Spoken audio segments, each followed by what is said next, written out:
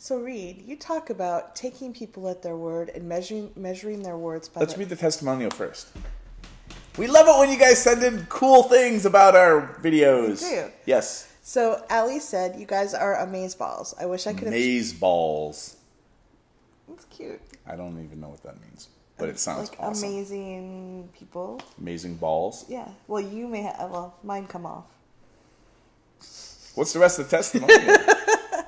I wish I could have chatted you up more when I kind of sort of met you in real life, which we did, but I love your channel, learning a lot. Yay! Yeah. Thank you, Allie. Yeah. You're Amazeballs. Yeah.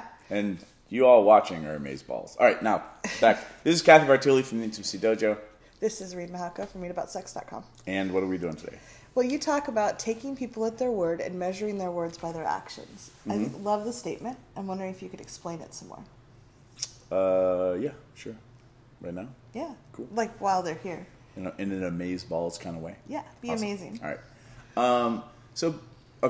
So the whole concept is most people don't know how to speak up about stuff that they want, or some people don't even know what they want because they were never given permission. Mm-hmm. So most people that you're dealing with on the planet at some point will not speak up about something or ask directly or just aren't good at it. So people who do know can find their words and will actually fulfill on those words, that's what I think is a really good way of kind of assessing the level that people are operating in your life. Mm-hmm. It's not that the people who can't find their words are bad. It's just that that's kind of where they are in their journey. And it's not that people who say they want to do things but then never show up are bad. No. They're just at another place in their journey. Mm-hmm. And the people that I think we should all be hanging out with for the most part are the people who can, for the most part, find their words and do what they say they're going to do. Mm-hmm. Like they can speak up and show up. Yes. There you go. That was your Amazeballs quote right there. So one of the things I noticed too is if you start treating people like what they say is real, they start acting that way. I was brought up in a culture, my family, where if you offered to do something, the other person had to refuse it like 3 or 4 times, but you never were quite sure how many times was refusing was polite and how many was real. Which is that protocol exists in a lot of different cultures. Yeah. Like in certain Asian cultures, you offer, you refuse, you refuse.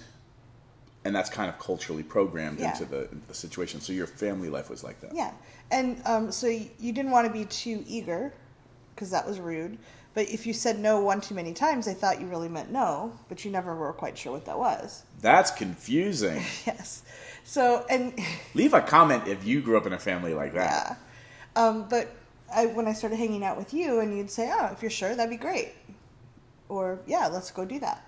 And I was like, oh, wow. And I was offering things I wanted to do, but it was surprising. It was so nice. Like, after I got over my first surprise of it, it was like, oh, I don't have to play this game. Mm-hmm. And so if you're offering things you really want to do and someone says yes, it feels wonderful.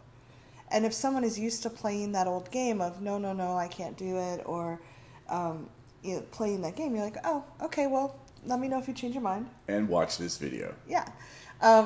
Or if they offer something, you say, yeah, that sounds good, when maybe they were just being polite and hoping you'd say no.